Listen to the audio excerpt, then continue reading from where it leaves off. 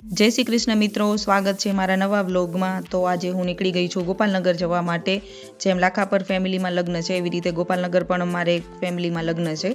મારી કાકાજીની દીકરી એટલે કે મારી નણંદના લગ્ન છે અને આજથી એના પ્રસંગો સ્ટાર્ટ થવાના છે। ગણેશજી અને મામેરું એવી રીતે આજે બે પ્રસંગો રાખેલા હતા।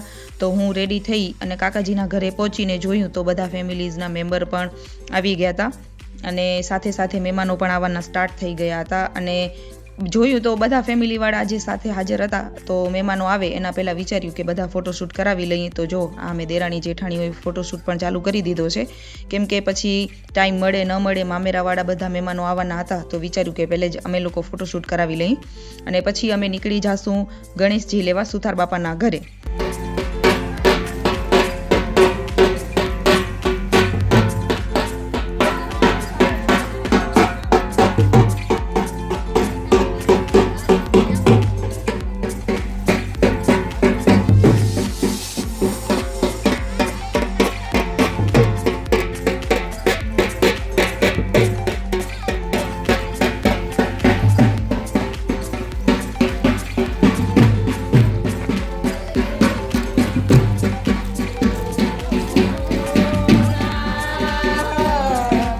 તો અમે નીકળી ગયા છીએ ગણેશજીને લેવા માટે સુથાર બાપાના ઘર તરફ અને ત્યાં જઈ અને અમે ગણેશજીને બધા જ સાસુઓ વહુઓ પૂંખી અને એમના આશીર્વાદ લેશું અને ખૂબ આદર ભાવ અને સન્માનથી એમને અમે અમારા ઘરે લઈ જઈશું। અને જે પહેલી વિધિ અને પહેલો જે પૂંખણું છે એ કાકીજી કરશે અને એના પછી અમે બાકીના બધા જ સાસુ વહુઓ દેરાણી જેઠાણીઓ જેટલા પણ મેમ્બર્સ છે ફેમિલીના એ બધા જ ભગવાનના પૂંખણા કરશે અને ખૂબ જ આદર ભાવથી ઘરે આવવા માટે આમંત્રિત કરીશું અને એમને ઘરે લઈ આવીશું।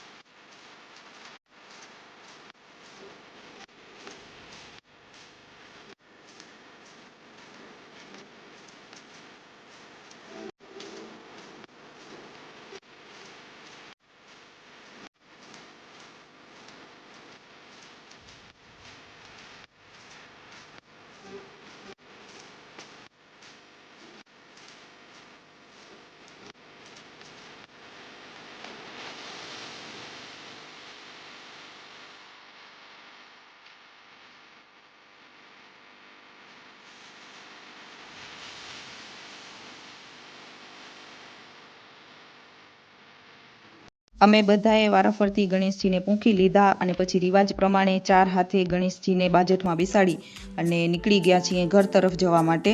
અને અમારી વિધિ પ્રમાણે ઘરે જઈ અને પાછા અમે પાટ ઉપર ગણેશજીને સ્થાપિત કરીશું અને જ્યાં સુધી લગ્ન છે ત્યાં સુધી ગણેશજીને ત્યાં જ બિરાજિત રાખીશું।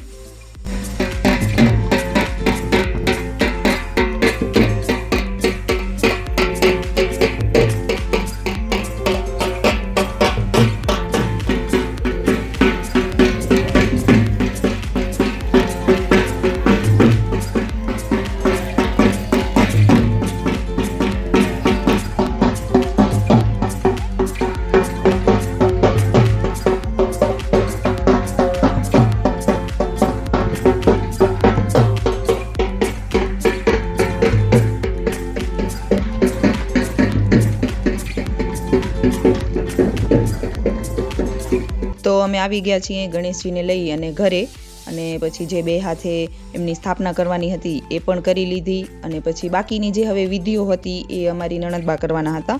તો પહેલાં તો એ કંકોત્રી દ્વારા ભગવાનને આમંત્રિત કરશે કે ભગવાન હવે મારા લગ્નની હરેક વિધિમાં આવતા વિઘ્નને હરજો અને તમારા આશીર્વાદ મારી સાથે બનાવેલા રાખજો અને એને પૂંખણા કર્યા। પછી જે અમારા રિવાજ છે એ પ્રમાણે એને ધૂપ પણ કરી લીધો ઘી રાખી અને 5 વખત જે શીરો કે લપઈ જે પણ પ્રસાદી બની હોય એના દ્વારા ધૂપ કરવામાં આવે એ પણ કરી લીધો. તો આ વિધિઓ એક બાજુ ચાલુ હતી અને ત્યાં તો બીજી બાજુ મામેરો પણ આવી ગયો. તો અમે ચા પાણી કે શરબત જે પણ હતું એના દ્વારા બધા મહેમાનોની આગતા સ્વાગતા કરવાનું પણ ચાલુ કરી દીધો અને ચા મળી ગઈ બધા મહેમાનોને. એટલે અમે આવી ગયા છીએ હવે બીજા કાકાજીના ઘરે મામેરાની પસલી ભરવા માટે. તો અહીંયા પણ અમે જે રિવાજ છે એ પ્રમાણે બધાને પાણી કે ચા કે એ બધું આપ્યું અને ત્યાં સુધીમાં એ લોકોએ પોતાની પસલીની તૈયારી પણ કરી લીધી.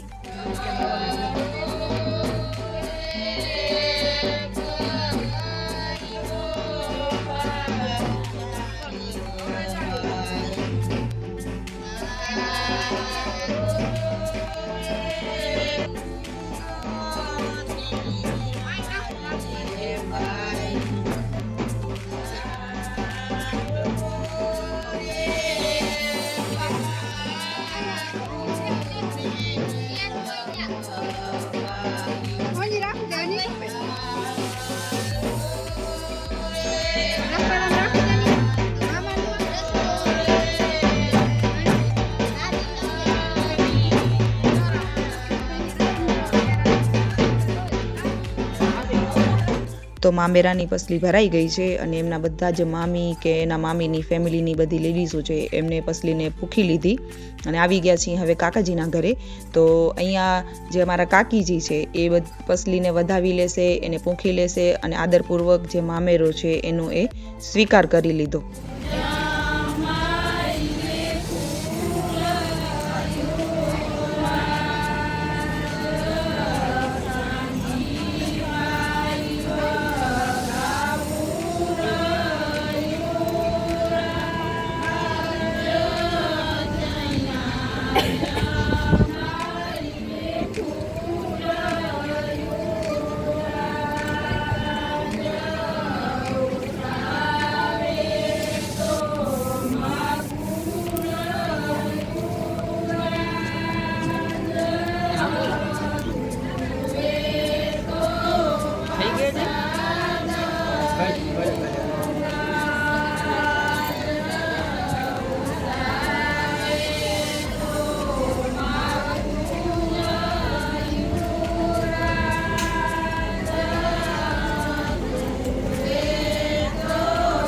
તો કંઈક આવી રીતે પૂરો થયો પસલી ભરાવાનો પ્રસંગ.